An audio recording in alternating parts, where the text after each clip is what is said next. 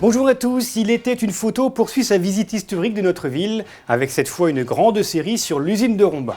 Souvenez-vous, c'était en 2001, regardez.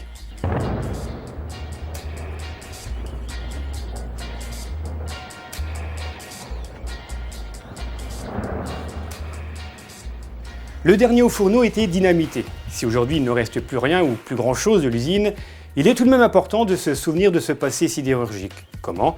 Eh bien en regardant les 5 prochaines émissions d'Il était une photo. Appelez vos parents, vos enfants, vos amis ou mieux encore vos grands-parents. Installez-vous tranquillement et découvrons ensemble la première carte postale de cette période ô combien importante de notre ville. Et cette première carte postale date de 1898.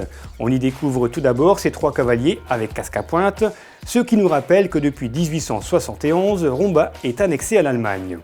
Ces 3 cavaliers, situés entre les terres céréalières, le chemin de fer et la nouvelle usine, démontrent aussi l'avènement d'une nouvelle ère économique pour la ville, celle de son entrée dans l'industrie lourde et d'abord sidérurgique.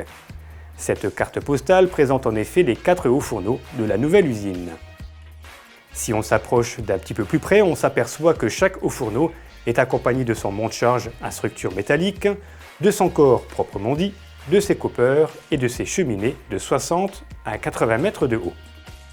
Sachez que cette usine allemande a été créée en 2 temps, en 1881 et en 1888.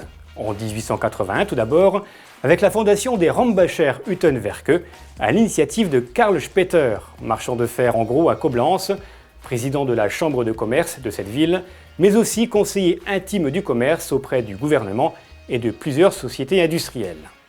Mais ce fut le 1er juillet 1888 qu'eut lieu la naissance officielle de la Rombacher Hüttenwerk im Rombach, impliquant l'ouverture l'année suivante de la construction progressive d'une usine sidérurgique gigantesque.